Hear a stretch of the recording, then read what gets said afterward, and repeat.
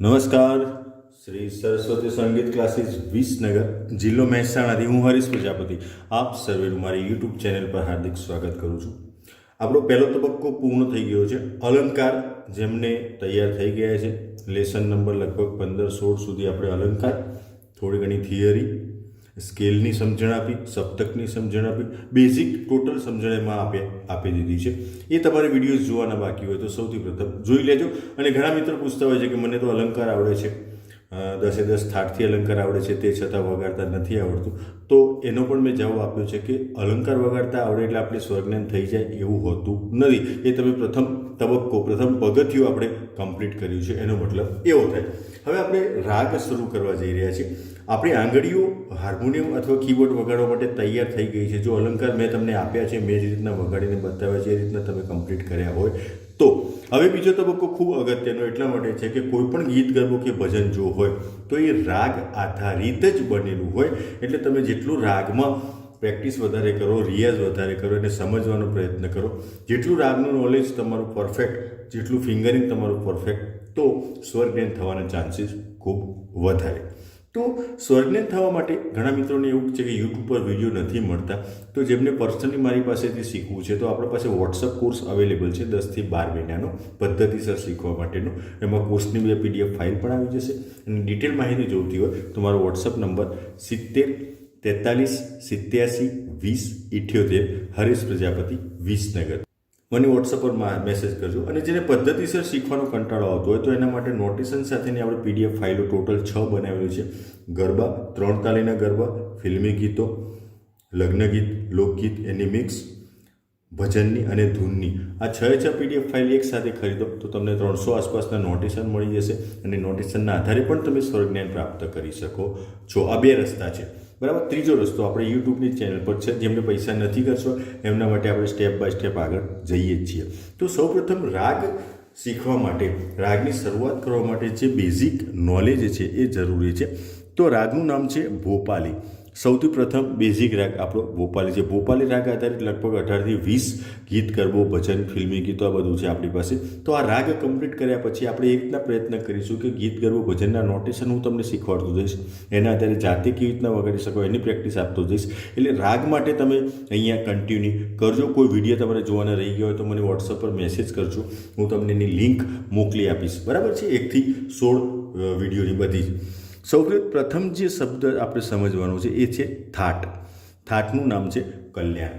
તો થાટ એટલે શું? થાટની સિમ્પલ વ્યાખ્યા કરવી હોય તો એવી થાય કે જેમાંથી રાગ ઉત્પન્ન થાય એને થાટ કહેવાય. જેમાંથી રાગ ઉત્પન્ન થાય એટલે કે થાટમાંથી રાગ બને.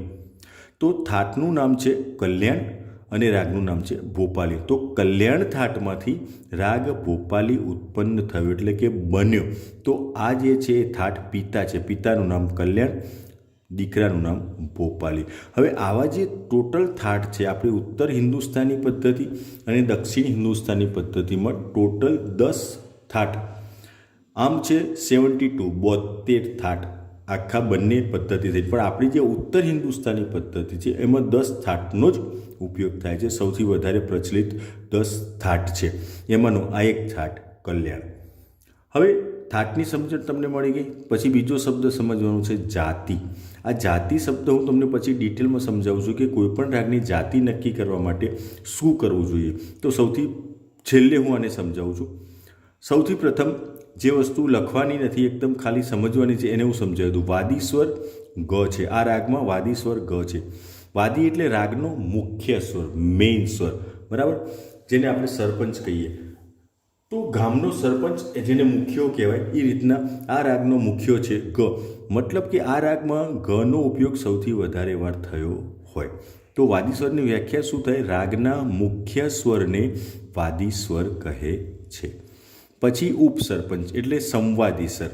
તો સરપંચ પછી સૌથી વધારે વાર ઉપયોગ સંવાદી સ્વરનો થયો હોય. તો સંવાદી સ્વરની વ્યાખ્યા આના આધારે આપણે એ રીતના આપી શકીએ કે મુખ્ય સ્વર પછીના સ્વરને સંવાદી સ્વર કહેવાય, અથવા તો વાદી સ્વર પછીના સ્વરને સંવાદી સ્વર કહેવાય. આ બધી જ વ્યાખ્યાઓ આપણે આ પેમ્ફલેટમાં લખેલી છે, પણ અત્યારે હું તમને સમજાવું છું. એટલે તો સંવાદી સ્વર છે ધ.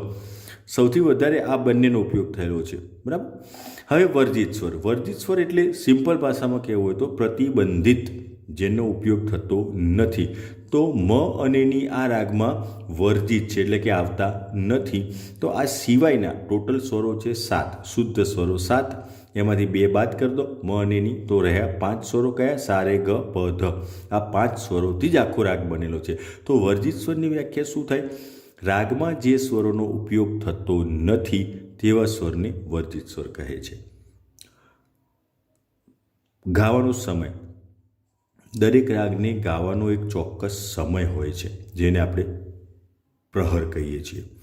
તો આ જે પ્રહર રાત્રિનો પ્રથમ પ્રહર છે. આ રાગનો ગાવાનો ચોક્કસ સમય કયો છે? રાત્રિનો પ્રથમ પ્રહર. પ્રહર કેટલા છે? તો 4 છે, દિવસના 4 અને રાત્રિના પણ 4. સવારે 6 વાગ્યાથી દિવસના પ્રહર શરૂ થાય. 6 થી 9 પહેલો પ્રહર, 9 થી 12 બીજો પ્રહર, 12 થી 3 ત્રીજો પ્રહર, 3 થી 6 ચોથો પ્રહર. 3 કલાકના પ્રહર હોય. સાંજના 6 વાગ્યા એટલે રાત્રિના પ્રહર શરૂ થાય. 6 થી 9 પહેલો પ્રહર, 9 થી 12 બીજો, 12 થી 3 ત્રીજો, 3 થી 6 ચોથો. તો આ રીતના આ રાગ ગાવાનો સમય રાત્રિનો પ્રથમ પ્રહર છે. તો સમય કયો થાય? 6 થી 9. બરાબર. હવે આવીએ આરોહ, અવરોહ, પકડ. તો સૌપ્રથમ આરોહ જોઈએ. આરોહ એટલે આપણે પર્વતારોહણ એટલે કે પર્વત વત્તા આરોહણ એટલે કે પર્વત ઉપર ચડવાની ક્રિયા. તો આરોહ એટલે સ્વરોનો ચડતો ક્રમ. સા કરતાં રે ઊંચો, ગ ઊંચો, પ ઊંચો, ધ ઊંચો અને સા ઊંચો સૌથી તાર સપ્તકનો. તો જે સ્વરોનો ચડતા ક્રમમાં જાય એવા સ્વરોના ક્રમને આરોહ કહેવાય. તો વ્યાખ્યા શું થાય? સ્વરોના ચડતા ક્રમની ક્રિયાને આરોહ કહે છે. અવરોહ એટલે ઉતરતી ક્રિયા. સ્વરોના ઉતરતા ક્રમને, ઉપરથી નીચે આવે. સા ઊંચો, ધ નીચો, પ નીચો, ગ નીચો, રે નીચો, સા નીચો. પકડ. પકડ એટલે રાગનું મુખ્ય અંગ, જેને આપણે હૃદય પણ કહી શકીએ. તો પકડની વ્યાખ્યા શું થાય? રાગના મુખ્ય અંગને પકડ કહેવાય. આ તમે આરોહને પકડ જો વગાડતા હોય, આ મીટરલેસ વાગે, તાલ સાથે ન વાગે, એકદમ સિમ્પલ. જ્યારે હું તમને વગાડીને બતાવીશ, પાછો સમજાવીશ. તો અત્યારે આપણે આટલું સમજવાનું છે. આ જાતિ પછી સમજાવું છું, હજુ પણ છેલ્લે. આપણે જે સમજવાનું છે વ્યાખ્યાઓ એ સમજી લઈએ. પકડનો ખ્યાલ આવી ગયો.